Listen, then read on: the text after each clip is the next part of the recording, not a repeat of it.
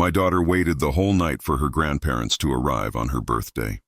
She'd lined up her stuffed animals on the couch, made a space between them, and whispered, "This one's for Nana, this one's for Grandpa." She'd been talking about this day for weeks. She even drew a card with crayons. 2 stick figures holding her tiny hand under a giant rainbow. I told her they were coming. I had called them 3 times that morning. No reply, just that faint, endless ring that always made me feel like a beggar. By sunset, the balloons had started to sag.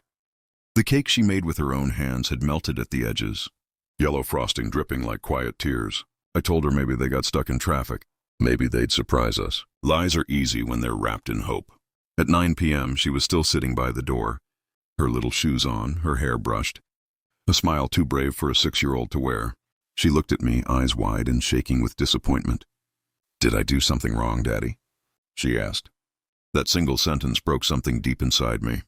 My name is Jack. For 10 years I've been the good son, the dependable one, the man who pays for everyone else's comfort while pretending it doesn't cost him his own peace. My parents, Ruth and Henry, never thanked me, not once. Every time I sent money, there was always another favor waiting behind their polite words. I told myself it was duty, that maybe they'd change, that once I had Maya, they'd finally learn what love was supposed to look like. But people like them don't change. They just get better at pretending. I checked my phone again, still no response. Instead, one new notification.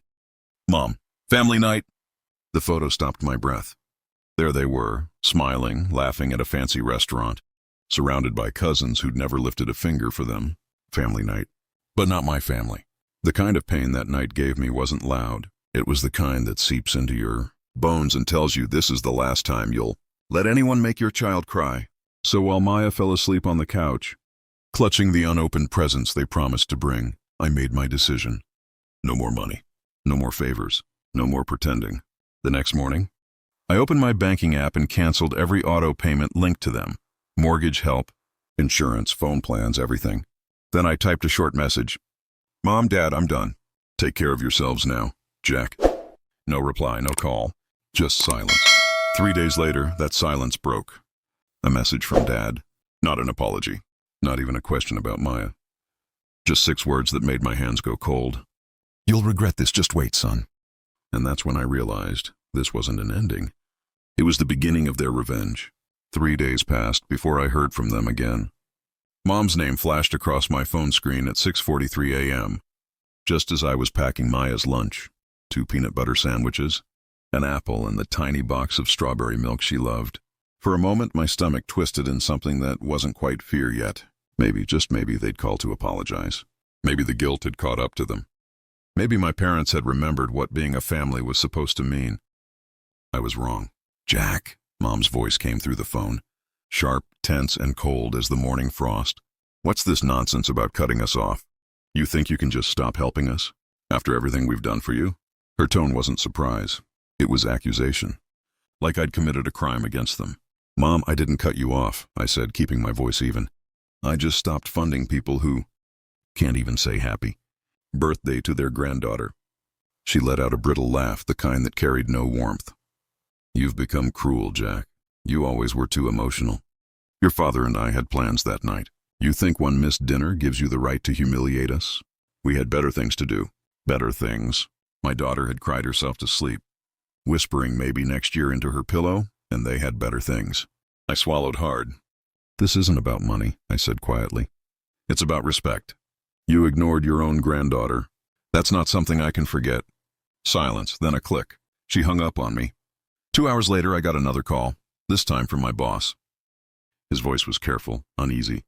"Jack, I hate to do this, but I got a phone call from a Paul Rivers this morning. Says he's your father." My blood chilled. "He told me you've been misusing company funds," my boss continued. "Said you might be using accounts to funnel money. I told him that didn't sound like you, but HR wants to verify everything." I couldn't breathe. My own father had called my workplace, accusing me of fraud.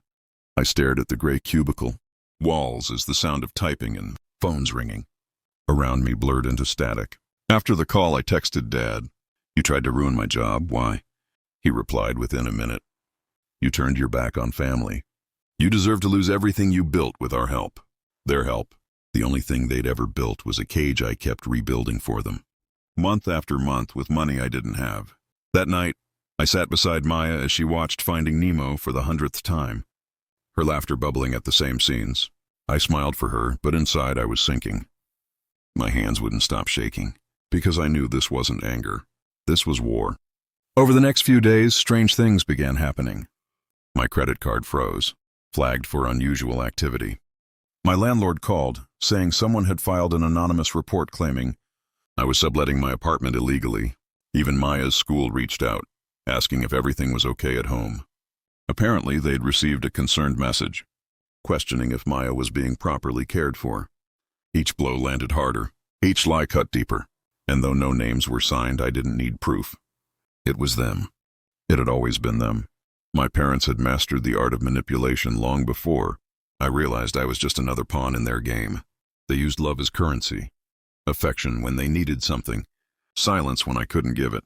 Now that I'd said no, they were showing me just how much they could take away. The day after my HR review, I got home late. Rain streaked the windows.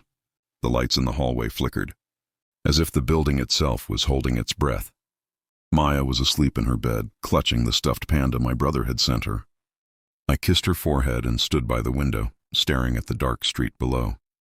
Then my phone buzzed. An unknown number. If you think this ends here, you're wrong. No name, no signature. But the attached image said everything. My parents, standing in front of my old house. The one I grew up in. The one they'd lost years ago. Behind them, nailed to the front lawn, a red sign that read, "Foreclosure notice." My past crumbling like a warning. For the next week, the silence turned heavier. I woke up every night to phantom vibrations on my phone, to the creak of the old pipes, to the sound of my heartbeat. I was losing sleep, losing focus, losing control. Then one Thursday evening, a delivery guy knocked on my door with 3 boxes of expensive takeout, sushi, steak dessert, paid online by Karen Rivers, he said, handing me the receipt. I stared at the note scribbled on it in her handwriting. Eat well. You'll need strength for what's next. That was the moment I understood.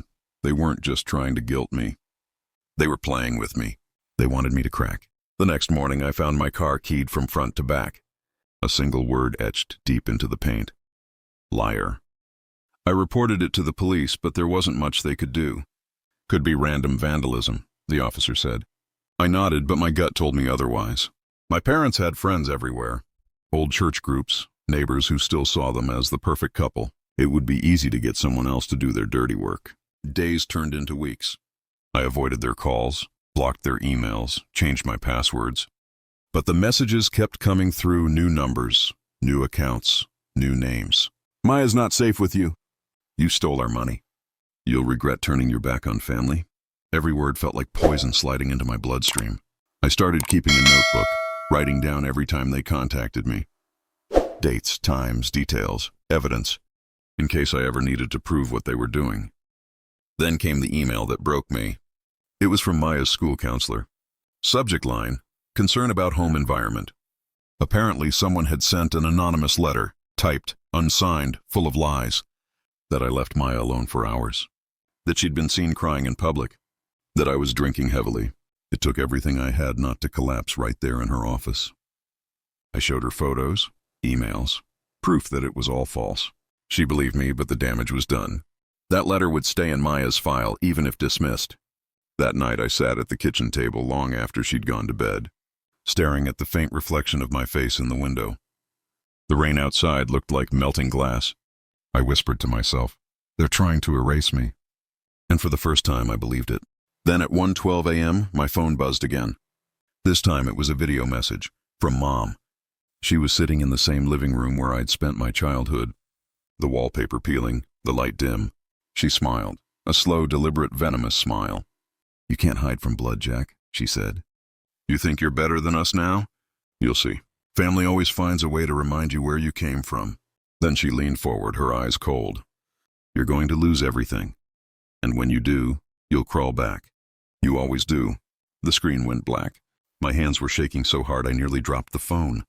The next morning I called my brother, Luke. He lived 2 states away, married with no kids. I hadn't spoken to him in almost a year. When he picked up, his voice was cautious. Jack, what's going on? I told him everything. The phone calls, the vandalism, the letter to Maya's school. There was a long pause on the other end. Then he said, "They've been calling me too." My heart stopped. "They told me you're spiraling," he continued. "Said you're using Maya for sympathy." I didn't believe them. Not until Mom sent me screenshots. Screenshots of what? He hesitated. "Fake texts, Jack. Ones that made it look like you were asking them for money again. Begging." My pulse pounded in my ears. "You know that's not true." "I know," he said. "But they've been spinning stories for months. About both of us." I could hear the exhaustion in his voice. The same exhaustion I carried. We were both their sons, both trapped in a cycle of manipulation that never seemed to end. "I stopped sending them money last week," Luke said finally. "I think they're panicking." That's when I heard it, the faint sound of knocking. 3 sharp knocks at my door. "Luke," I whispered, my voice shaking. "Someone's here." He went quiet. "Don't open it." But I already knew who it was. Through the peephole I saw the faint outline of 2 figures, my parents, standing in the hallway like ghosts from a life I no longer wanted. They knocked again, harder this time. "Jack," Mom's voice called, too sweet, too rehearsed. "We need to talk." I didn't move, didn't breathe. "Jack," she said again, her tone sharpening. "Don't make us come back tomorrow." The footsteps faded down the hall, but the chill they left behind didn't. That night I barely slept. Every creak of the apartment made me flinch. Every shadow looked like a threat. By morning, I'd made a decision. I wasn't going to play defense anymore. If they wanted a war, they'd get one. But I wasn't going to fight like they did, through lies and whispers. I was going to fight with truth. I called Luke back. "They want to destroy me," I said. "So let's show everyone who they really are." He hesitated, then said, "I'm in." That day we began gathering everything, every email, every voicemail, every manipulative text. Luke found financial records showing how our parents had been taking money from both of us at the same time, claiming they were broke. I printed screenshots of their messages, proof of their lies. We built a digital file, a living record of every wound they'd left. And when it was ready, I hit upload. Luke's words hit me like a hammer. "They told me you're spiraling," he said, voice low, tired. "That you're dragging Maya into your drama. That you're using her to make them look bad." I felt the air leave my lungs. "And you believed them?" He sighed, heavy, regretful. "For a moment, yeah. They're good at this, Jack. They've been rehearsing that act for years." I leaned against the wall, closing my eyes. "They're trying to isolate me. Same old game. It's how they stay in control." Luke's silence on the other end wasn't disbelief, it was recognition. He'd lived through it too. "They called me crying," he said.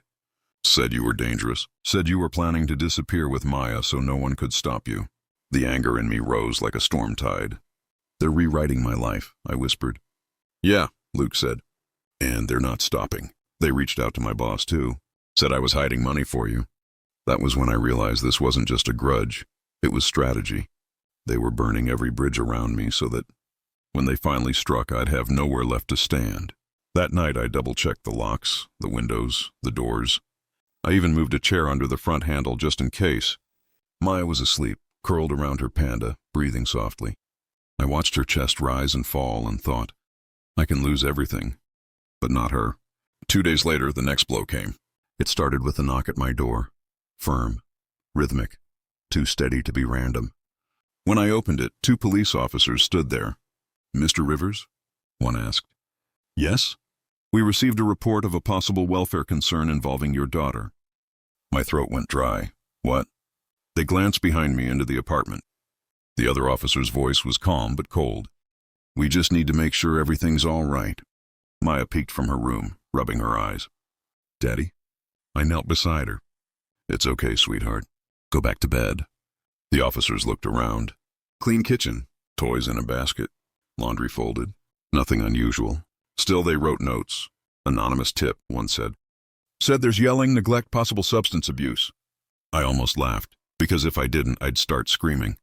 When they finally left, I shut the door and slid down the wall, shaking. My parents weren't guessing anymore. They were escalating. An hour later, my phone buzzed. A message from Mom. "We warned you. You made this mess. Now clean it up." The next morning, the world joined in. Someone had uploaded a video to Facebook, an edited montage of me and Maya, spliced from old family photos and clips I'd sent my parents years ago. Over it, Mom's voice narrated, soft and trembling. We love our son, but we can't stay silent anymore. He's unwell. Maya isn't safe. We just want him to get help. My stomach turned. Within hours, the video had hundreds of comments. Old neighbors, co-workers, family friends. They all weighed in. Some pitied me. Others believed her. Then, as if scripted, a second post appeared. Dad holding a stack of bills, claiming I'd stolen money meant for their medical expenses. Every word was a lie. Every share was a cut. I called Luke again, nearly yelling into the phone. They're turning this public. I saw it, he said. It's bad, but it might backfire. How? Because they're overplaying it. Everyone's starting to see the cracks. He was right. In the comments, a few voices began pushing back. People who'd known me for years. Co-workers who saw how hard I worked for Maya. Then came the turning point. An old neighbor of my parents posted, "Funny, didn't they say the same thing about Lucas 5 years ago?" That single comment lit a fuse. More replies followed. Stories from others they'd borrowed money from. Guilted, manipulated. The perfect image they'd built was splintering. But when a narcissist starts to fall, they don't go quietly. That night, I got another message from Dad. "You think you've won? You haven't seen what real loss feels like." An hour later, Luke called again, his voice shaky.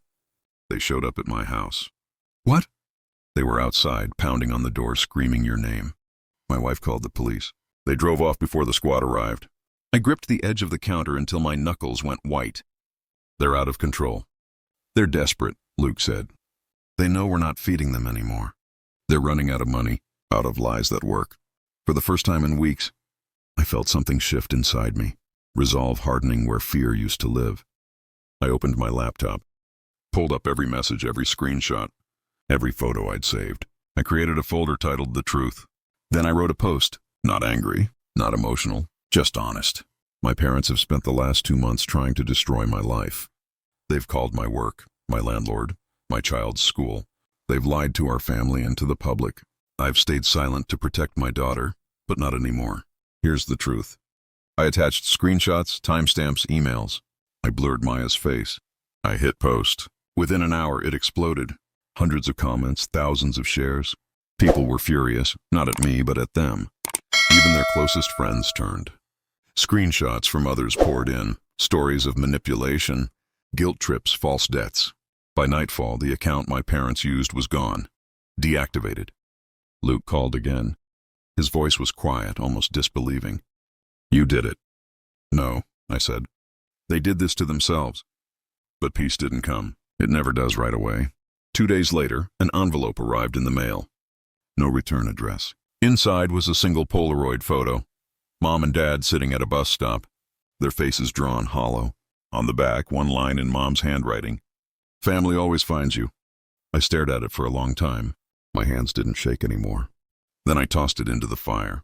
I watched the edges curl, the ink bubble, the faces disappear. Because I finally understood. Sometimes blood isn't a bond. It's a chain. And I had just broken mine. They told me you're spiraling, Luke said quietly. That you've been gambling. That you're using Maya to guilt them for money.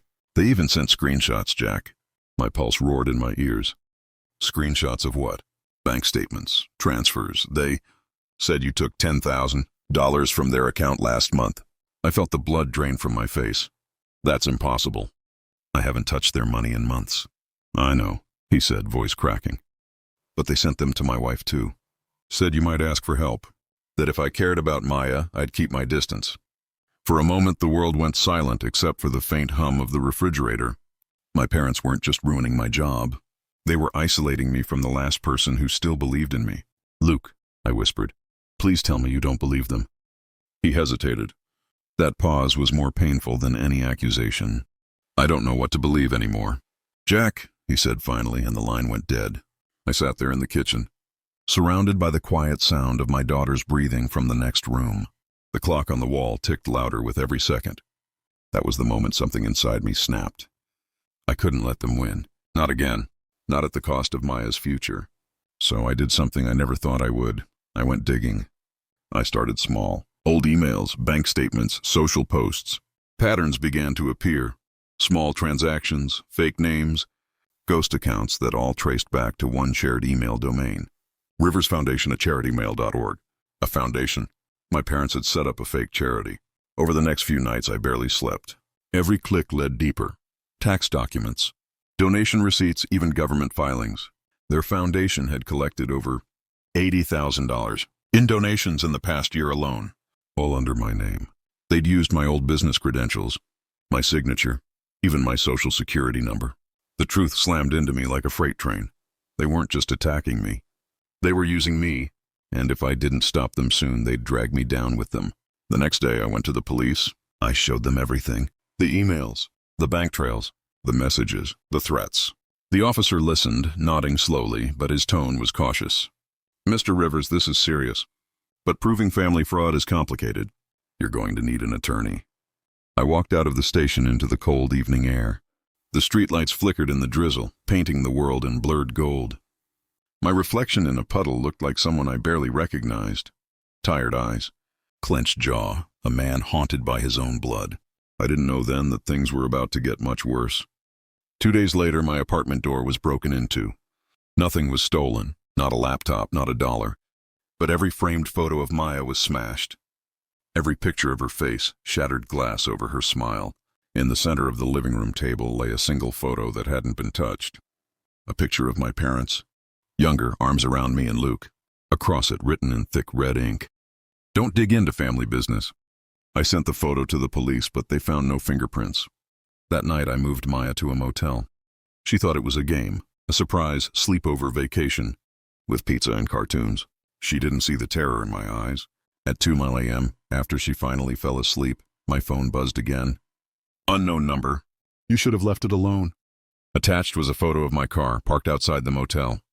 Someone knew where we were. I stepped out into the rain, scanning the empty parking lot. Every shadow looked alive. My heart was pounding hard enough to make my ribs ache. Then a voice spoke behind me, calm, familiar, and cold. "Looking for someone, Jack?" I spun around. My father stood there under a streetlight. Hands in his coat pockets, that same smirk he used whenever he'd won. "What do you want?" I asked. He took a step forward. "You always were dramatic, running to cops, making us look bad. You think you can expose us without consequence?" "You forged my name," I said. "You used my identity." He shrugged. "You owed us. Everything you are, your job, your education, all because of us. We just took back what was ours." "You ruined your granddaughter's birthday," I spat. "You hurt your own blood." He smiled faintly. "Children forget, but you won't. You'll remember who holds the power." Something inside me cracked open. "You're sick." He leaned in closer. "No, son, I'm smart. You're the one who never learned the rules." Then he stepped back into the shadows. "You've started something you can't finish. And next time, I won't come alone." The light above flickered once, then went dark. By the time I ran forward, he was gone. But in his place, under the light pole, was a small white envelope, my name written in his sharp handwriting. Inside were photographs, dozens of them. Me and Maya at the park, at the grocery store, walking home. Every one of them dated within the last week. They'd been watching us. I sank to my knees on the wet asphalt, clutching those photos until the edges bent and tore. That night I didn't sleep, because I knew this wasn't just revenge anymore. It was a message. The next morning I packed everything we owned into the car. Maya thought we were going on a road trip. I told her it was a new start. But my hands were shaking the whole time I buckled her seatbelt. Every mile I drove felt like I was being watched. Every car in the rearview mirror looked too familiar, too steady.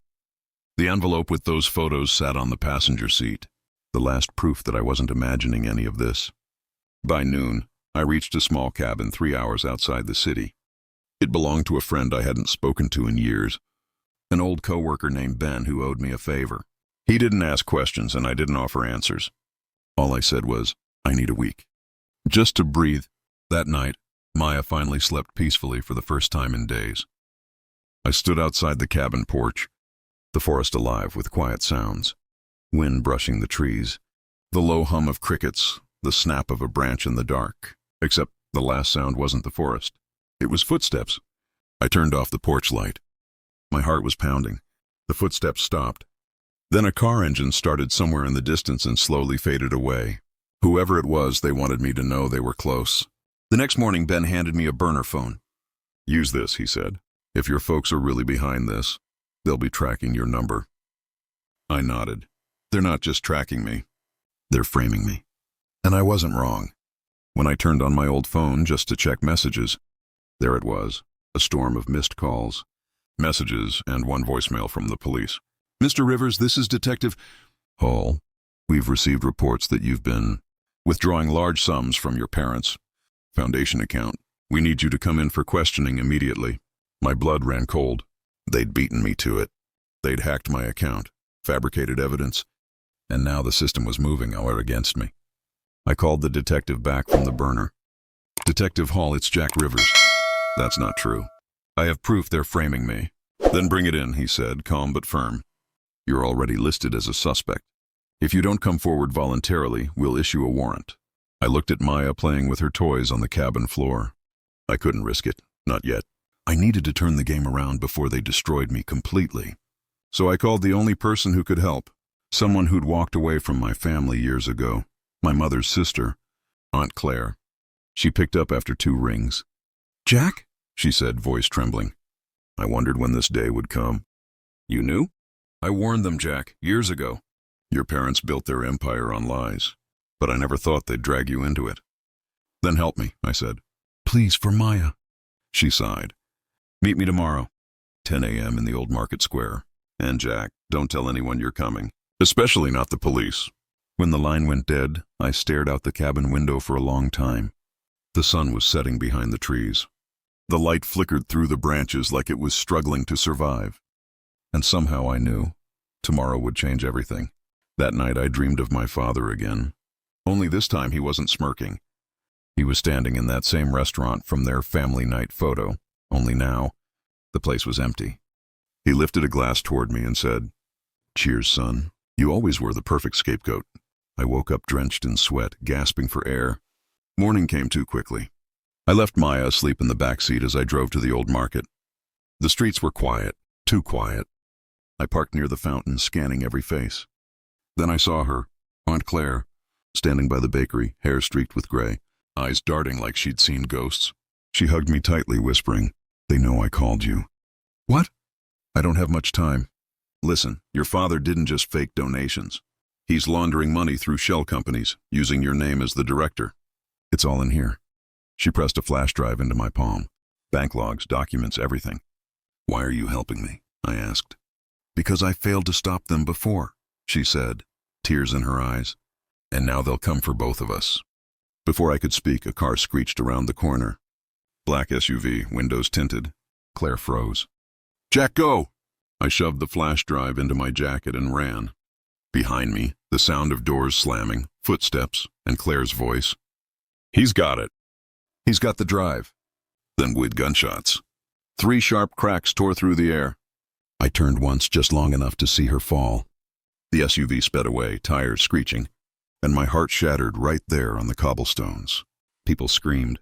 Someone called the police, but all I could think about was that flash drive burning a hole in my pocket. They killed her to stop me, and now they knew I had proof that could end them. That night I didn't go back to the cabin. I couldn't risk leading them to Maya. I called Ben, told him to keep her safe, and vanished into the city. For 2 days I hid in motels, back alleys, anywhere dark enough to disappear. Then one morning I turned on the burner phone again and froze. A new text, no number, just a message. You can't protect her forever. Attached was a photo, Maya sleeping peacefully at Ben's cabin. They'd found her. And as I stared at that picture, one thing became clear.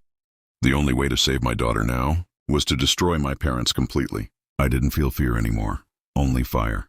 That photo of Maya sleeping, someone had taken it from outside the cabin window. The angle, the shadow, I knew it wasn't just a warning. It was a promise. I had 24 hours before they'd try something, maybe less. I drove through the night, following a trail of fury and exhaustion until city lights bled into the horizon. My father, Paul Rivers, thought he owned the game, money, influence, silence. But he never learned the one thing that made me dangerous. I'd already lost everything worth protecting once. I wasn't letting it happen again. When I reached the city, I found Ben's truck parked near the outskirts. He was pacing by the cabin gate, jaw tight, eyes scanning the trees. They were here, he said before I could speak. Someone broke the lock, went through your stuff. But Maya's safe. I moved her to my sister's house. They don't know where. I exhaled, the first breath that didn't feel like glass. Good, then we start. Start what? The hunt. I pulled out the flash drive Aunt Claire had given me, the same one she died protecting. It was time to see what was inside. Ben booted up his laptop, the screen filled with folders, names I didn't recognize at first. Shell companies, foreign transfers, documents signed with my electronic signature.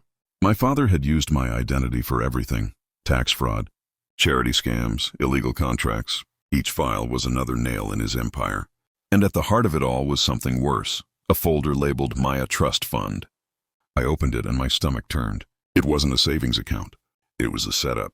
Every fake transaction, every donation, they'd routed through an account in her name. If I went to jail, they'd seize it all as evidence. My father hadn't just wanted to destroy me. He wanted to erase her too. Ben slammed his fist against the table. These people are monsters. No, I said, my voice shaking. They're family. We copied everything to 3 drives and wiped the laptop. Then I called Detective Hall again. He didn't answer. But his voicemail did. Detective Hall, this is Jack Rivers. I have evidence of my parents' crimes. If anything happens to me or my daughter, it's on your desk tomorrow. I hung up, left one of the drives at a courier office with an anonymous note, and turned to Ben. They'll know by morning. Once that file hits the system, there's no going back. He nodded. Then what's the plan tonight? I stared at the city skyline. Tonight, I end this myself. Midnight. I parked across from my parents' mansion, that gleaming monument to greed. Lights glowed from every window, but the place felt hollow. A stage set waiting for collapse. I slipped through the gate, the cold metal biting my hands. My mother's voice echoed from the patio, sharp, brittle laughter that never reached her eyes. He'll come crawling back, she said. He always does. He's too weak. Not this time. I stepped into the light. Paul turned first, drink in hand, expression freezing as he saw me. Jack, what a surprise. Surprise, I spat. You framed me, you stole my name, and you think this ends in a drink? He smirked, motioning for me to sit. You've got it all wrong, son. You've been under stress. We can fix this, if you sign a few things. He slid a folder across the table. Legal papers, transfer of custody, my parental rights gone. My blood turned to ice. You want Maya? I whispered. Karen smiled faintly. You're not stable, Jack, you've proven that. But we can provide her with the life she deserves. The life she deserves? My hands clenched. You wouldn't even come to her birthday. Paul's smile cracked. Don't push this. I stepped closer. You pushed it when you killed Aunt Claire? The air shattered. Karen's face drained of color. Paul's hand twitched toward his pocket, but I was faster. I slammed the flash drive onto the table. Everything you did, it's on here. The police have it too. You're done. For a second, silence filled the room. Then my father started laughing, low and cold. You think the police scare me? I built half their careers. Then they'll watch you burn. Karen lunged across the table, grabbing the drive. But before she could, headlights cut through the window. Sirens. Blue and red flickered across the walls. Detective Hall stepped out of the car, hand on his weapon. Paul Rivers. Karen Rivers. You're under arrest for fraud, conspiracy, and attempted murder. Paul's jaw dropped. This is a mistake. He set us up. I smiled for the first time in weeks. You taught me well, Dad. Always make sure there's a backup. Officers swarmed the house. Karen screamed. Paul cursed. And as they were led away, my father turned once, eyes burning through me. This isn't over, he hissed. I leaned in close. It already is. It took 3 hours for everything to settle. Statements, reports, photographs. When it was finally over, Detective Hall approached me. You should know. Your aunt's letter. The flash drive, your call. It all lined up. You saved your daughter, Mr. Rivers. I nodded, exhaustion weighing me down. Can I go now? He smiled faintly. Go home. When I reached Ben's sister's place, Maya ran into my arms. Her laughter, that little spark of innocence, washed everything away. Daddy, did you find Nana and Papa? She asked, her voice sleepy. I looked at her, brushing her hair back. Yeah, I said softly, and we won't be seeing them again. She nodded, then whispered, Good, they made you sad. That night I tucked her into bed. For the first time in months, I didn't feel hunted. Just empty, but free. As I turned off the light, my phone buzzed. A new message. Unknown number. You think it's over? Look closer. Attached was a photo, the same one from the cabin. Only now, behind the glass, A shadow. Someone else had been there that night, watching, waiting. My breath caught. Maybe the family rot went deeper than I thought. Maybe my parents weren't the only ones involved. And maybe, just maybe, the real war was still ahead. The photo wouldn't leave my head. That faint silhouette reflected in the cabin window. Tall, thin, blurred by the rain. It wasn't my father, and it wasn't any cop I'd seen. Someone else had been watching us all along. I sat on the porch, dawn bleeding into the horizon. Birds sang like the world was normal again. Maya was still asleep inside, her small frame curled around her stuffed fox. I should have felt peace. But every instinct screamed that this wasn't the end. I opened my phone again and zoomed into the image. The shadow's outline was sharper than I remembered. The glint of a camera lens. Maybe a phone. And then I saw it, a reflection of a ring on the watcher's hand, carved with a single letter, the Rivers family crest. It wasn't just my parents. I drove straight to the storage unit my father had rented for decades. The one I thought was filled with old furniture and forgotten memories. The padlock was new, gleaming. But the key Aunt Claire had left on that same flash drive still fit perfectly. Inside, the air was heavy with dust and secrets. Boxes labeled archives, old receipts, dozens of photo albums, and in the far corner, a metal cabinet with a single folder lying on top. It was stamped confidential, Rivers Estate Holdings. Inside were contracts, wire transfers, property deeds from across the country. But one folder stopped me cold. Luke Rivers, Covert Operations Fund. My brother. I flipped through the pages, and the truth hit me like a brick to the chest. Luke wasn't innocent. He'd been part of it from the start, the fake foundation, the forged accounts, even the surveillance. His name was on every major transaction. He'd played both sides, feeding me just enough sympathy to keep me from seeing what he was doing behind the curtain. My phone buzzed. Unknown number again. You should have stayed quiet. Now you'll lose her too. A live video link followed. My stomach turned as I tapped it open. The screen flickered. Maya's room. Empty bed. Curtains fluttering. Then a voice. Looking for her brother? Luke. The sound of his chuckle crawled through my veins. You were always the hero. Always trying to save the family. You think Mom and Dad ran this? They worked for me. I clenched my fists. Where is she, Luke? He smiled into the camera. You'll see her soon enough. Come to the old pier, alone. The feed cut. The drive to the pier felt endless. My hands shook on the wheel. The water glimmered under the rising sun, cold and gray. I could see a single figure standing near the edge, coat flapping in the wind. Luke turned as I approached, his eyes hollow but sharp like steel. Maya? I demanded. He nodded toward a nearby boathouse. She's safe for now. You have something I need. He meant the backup flash drive, the one with every file, every crime, every lie. This was never about them, I said. You used all of us, even your own niece. He laughed quietly. Dad and Mom were greedy. But I'm practical. I built their empire from ashes. You just showed up to burn it all. I took a step forward. You could have walked away. I did, Jack. From you, from them. But you couldn't leave well enough alone. You wanted justice. I wanted legacy. The wind howled between us. Where's Maya? I asked again, my voice breaking. He pointed the gun I hadn't seen until now, sleek, black, and steady. Give me the drive. I tossed it across the dock. He caught it easily, smirking. See, you're predictable. But what he didn't know, that wasn't the real one. The real flash drive was already with Detective Hall, and Hall was watching the GPS tag. I'd slipped into Maya's bracelet. A faint siren wailed in the distance. Luke's smirk faltered. What did you do? I stopped playing your game. He turned to run. But headlights flooded the pier, police cruisers screeching to a stop. Officers poured out, guns raised. Luke backed up, shouting, You can't prove anything. Detective Hall's voice boomed through a megaphone. It's over, Luke. Drop the weapon! He hesitated, then aimed at me. Time froze. A gunshot cracked through the morning air.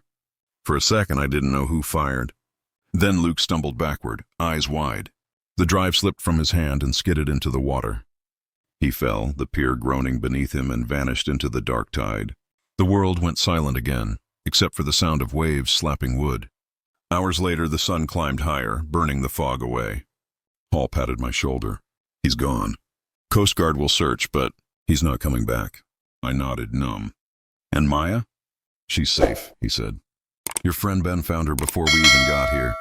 She was hiding like you taught her. When Maya ran into my arms, the weight of everything finally cracked. I cried, not from pain, but release. She looked up at me with those same bright eyes that had kept me alive through every storm. "Is it over now, Daddy?" I smiled through tears. "Yeah, sweetheart. It's over." But in the distance, the ocean whispered, like it was keeping a secret. Weeks passed. My parents' trial ended with long sentences. Luke's body was never found. The papers called it a tragic family implosion. I called it freedom. Maya and I moved to a quiet coastal town. Every night we walked the shore, her laughter mingling with the waves. I started painting again, something I hadn't done since before the chaos. She said my new canvases looked happy. Then one evening, as I was locking up the studio, an envelope slipped under the door. No address. Just my name in familiar handwriting. Inside was a photo. Me and Maya, taken the previous night on the beach. And beneath it one line scrawled in ink. "Brothers never drown." I stared at the horizon, where the sea met the darkening sky. Somewhere out there, the last shadow was still moving.